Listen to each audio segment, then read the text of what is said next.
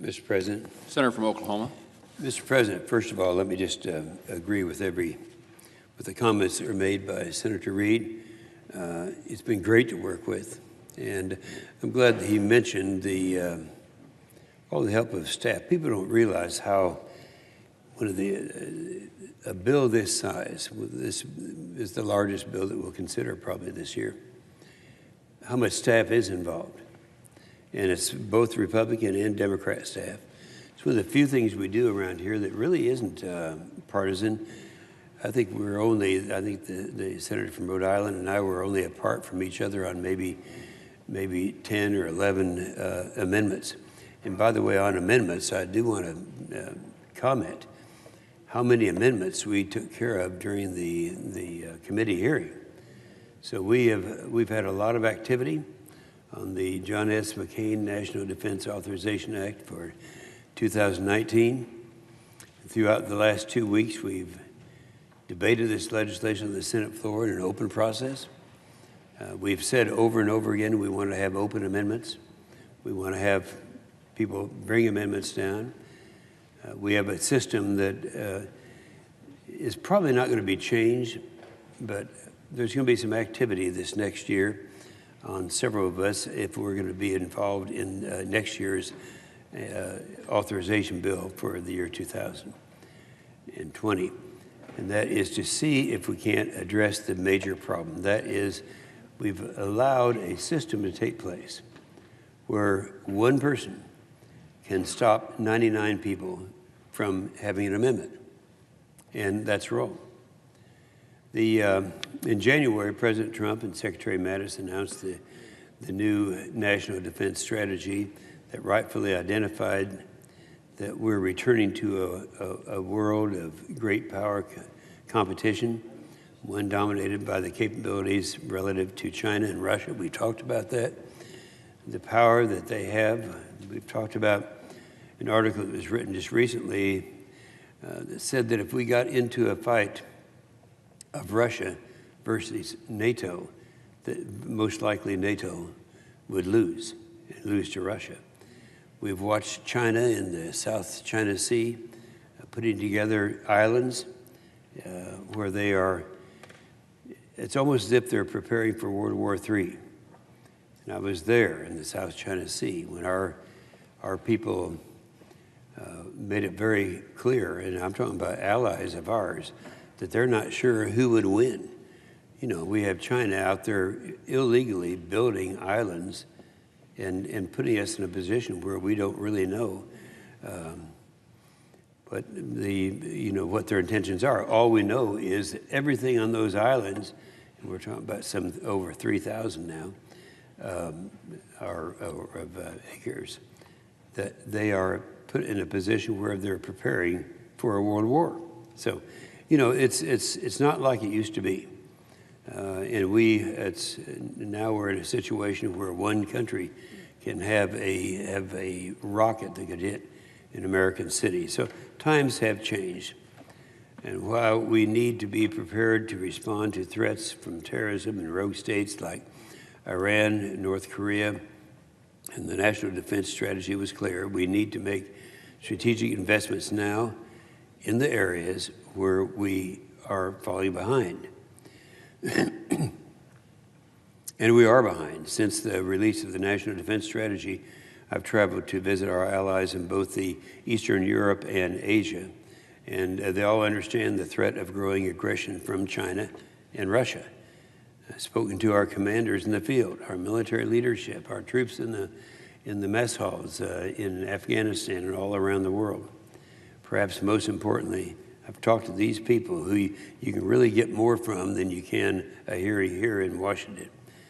The Senate Armed Services Committee was tasked with taking the National Defense Strategy and implementing it. The result is the John S. McCain National Defense Authorization Act. We made tough choices about where and how to invest our resources, but I'm pleased with the work that we've done to restore America as a leader of the free world. We're making needed investments in training, maintenance, and modernization. Those are the three areas. You know, anytime you're starving a military, the things that you see first are the maintenance, modernization, and of course that means training. And we're in the process of doing this, and that's what this bill is all about. We're changing this. We've addressed that by catching up where we were falling behind: artillery, hypersonics, nuclear triad. You know, most people you talk to out in the real world will assume that America has the best system of anybody else. Their systems, plural, are better. Artillery, for example, is measured by rapid fire and range. In terms of rapid fire and range, both Russia and China are better than we are. And we have hypersonics. Hypersonics is a new system whereby people are talking about a weapon that is 5 times the speed of sound. It's something that's still under development. We are working on it in our country. However, we're behind both China and Russia. They're ahead of us in this training. Nuclear triad. We haven't done anything in the last 10 years, while both China and Russia, again, they are actually ahead of us. So it's not like it used to be, where we did have the very best of everything. So we're standing up to China by strengthening our position across the Pacific region. This bill provides support to our allies who stand up against China's military and economic coercion, and procedures deployable air-based systems to enhance credible combat power. The NDAA also calls out China for illegally creating the fortified islands in the South China Sea for military purposes. That's what they're for. Nothing is on there except preparing for some military activity. And it modernizes the Committee on Foreign Investment to address national security concerns and stop China from trying to steal sensitive technology from United States companies. The NDAA counters Russia's growing aggression and influence across Eastern Europe by directing a study on permanently stationing U.S. forces in Poland and conducting a study on Russia's malign influence around the world. It continues limitations on U.S.-Russia military cooperation, provides defensive lethal aid to Ukraine, and allows U.S. Cyber Command to respond to Russia's continued cyber attacks. It keeps faith with our troops by providing a 2.6% military pay raise, the highest in nearly 10 years, modernizing the officer personnel system, and supporting our troops and the military families. There's no doubt in my mind that this bill will make American families safer and will stand up for our democratic values around the world. And let me just thank my partner in this, the Democrat leader of the committee. He talked about the staff that we've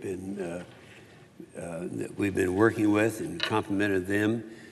Chris Brose on our side, Samantha Clark, those are the John McCain's committee staff, Tony Pancook, Lizzie Burks, floor staff, Laura, Duncan, Tuck. All of these people are people who actually work long, long hours. You get in a bill like this, they're out there all night long. But let me say this, that as I start off, there's something wrong with a system that will allow one member of the Senate to preclude 99 members from getting their amendments through. This is not right. And I'm not sure really how to resolve it, but I would just say this, and I think that my good friend from Rhode Island would agree, that we can work out something to keep that from happening or minimizing it. Now, it's not quite as bad as it sounds when you say we didn't have any amendments on the floor. We had countless amendments in committee. We had many amendments on the floor. What was that total of 47 amendments that were folded into amendments that into the bill, and that's after it came to the floor. So we did consider those, but we didn't vote on any amendments. And that's what we should be doing. Here we stand down here and plead with people to bring their amendments down so we can have an open amendment process, and then one person objects. And that's what that is not. There's something wrong with that system. So I want to thank the chairman and ranking members of the Senate Armed Services Committee for their continued leadership. And I want to thank my friend from Rhode Island, Senator Reed, for his leadership and commitment to bipartisan collaboration throughout the process. We shared a commitment to open debate and amendments.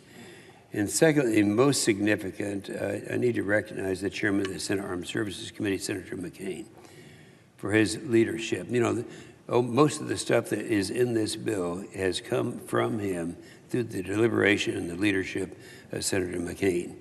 And you can clearly see that this bill reflects his priorities and policy initiatives that he's fought for as our chairman.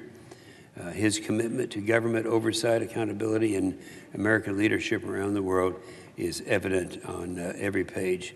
We miss his voice in the chamber today, but today's vote is a true tribute to his lasting legacy to our nation, and I urge my colleagues to join me in voting in support